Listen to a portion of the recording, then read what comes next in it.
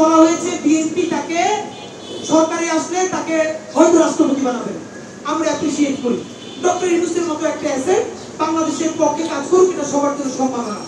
কিন্তু সেটা যদি নির্বাচনের আগে বিচার না করে, নির্বাচনের আগে যদি সংস্কার, মৌলিক সংস্কার না করে আপনি বিএনপির সাথে এই কথা বলে তাদের সাথে যোগ দিয়ে নির্বাচনকালীন দায়িত্ব পালন করেন, যেভাবে মাথার তাজ বানিয়ে রেখেছিলাম, আমরাই আপনাকে ইতিহাসের শ্রেষ্ঠতম কাত্তার ঘোষণা করবো, মনে রাখবেন।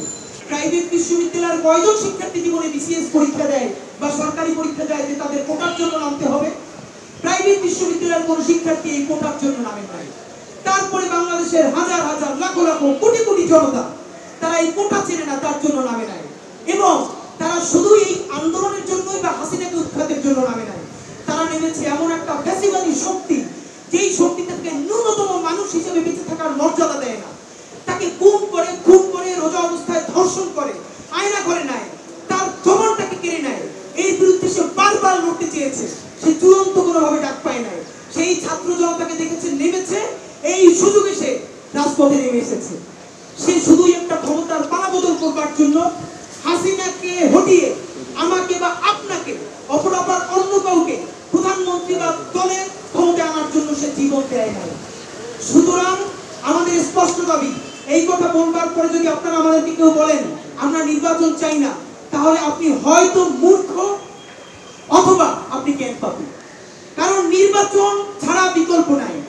নির্বাচিত সরকার আমাদের লাগবেই লাগবে, কিন্তু সেটা কেমন নির্বাচন?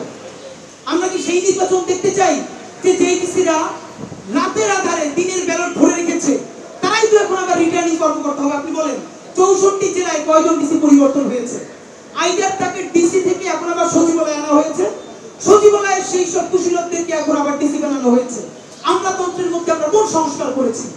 যেই ডিসি, যেই এসপি শত শত কোটি টাকা খেয়ে আমেরিকায় বাড়ি করেছে, কানাডায় করেছে, বেগমপাড়ায় বাড়ি কিনেছে, তারা এখন আবার রিটার্নিং কর্মকর্তা হবে। এবং যার কাছ থেকে টাকা নিয়ে আবারও এমপি বানালে টাকা পাওয়া যাবে, তাকে এমপি বানিয়ে দিবে। এমন একটা নির্বাচন কি আমরা চাই? না। আমরা ইতিহাসের নিরিখে শেখ মুজিব ক্ষমতায় আসার পর বাংলাদেশের সবথেকে কলঙ্কিত নির্বাচন হয়েছিল স্বাধীনতার পরে। এইটা নায়ক ফারুক পর্যন্ত বলেছে, হেসে হেসে তারা 5-6 পরে তারা আনন্দ নিয়ে ভোট দেয়। কত বড় নির্লজ্জ জাতি! 5 পরে ভোট দেয়, তা আবার গর্ব করে। এই হলো তাদের 71-এর চেতনা।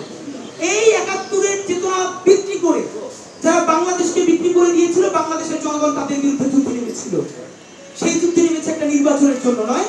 আমাদের গণতান্ত্রিক প্রক্রিয়ায় উত্তরণ করতে হবে, তবে সেটা বাংলাদেশের ইতিহাসের সবথেকে সুন্দরতম নির্বাচনের মাধ্যমে। আমরা আপনাদেরকে একটা কথা জানাতে চাই, এই বৈঠকে নির্বাচন নিয়ে একটা রোডম্যাপ হলো, খুবই দারুণ। তারেক রহমান সাহেবেরা বলেছিলেন ডিসেম্বরে, ইউনূস সাহেব বলেছিলেন এপ্রিলে। তারা উভয়ে ইগো ছেড়ে ফেব্রুয়ারির একটা ডেট দিলেন। আমরা যতদূর জানতে পেরেছি 12 ফেব্রুয়ারি হয়তো জাতীয় নির্বাচন হবে। তো জাতীয় নির্বাচন হলে তার কমপক্ষে 3 মাস আগে তফসিল হবে এবং এখন থেকে এই নির্বাচনের ডামাডোল বাজতে শুরু করবে। আপনারা মিডিয়ার ভাইরা আজকে যারা এখানে জুলাইয়ের সমাজের কথা শুনতে আসছেন, আপনারা 2 মাস পর আসবেন না, কারণ তখন আপনারা সারা দেশে নির্বাচনী ক্যাম্পেইন প্রচারণা শুরু হয়ে যাবে। তো আপনাদের মধ্যে যেই সাংবাদিক জুলাইকে কভার করতে গিয়ে বুলেটবিদ্ধ হয়েছেন, আপনার ক্যামেরা ভেঙে ফেলেছে, আপনি চাকরিচ্যুত হয়েছেন, আপনার সেই রাষ্ট্রের মালিকানা কোথায়? আপনার রাষ্ট্রের মালিকানা কোথায় যাবে? সুতরাং আমাদের একটাই কথা, এখানে যেভাবে নির্বাচনের রোডম্যাপ ঘোষিত হয়েছে আমরা খুবই খুশি, আমরা গণতান্ত্রিক পথে যাচ্ছি, কিন্তু তার সাথে সাথে আমাদের বিচারের রোডম্যাপ কোথায়?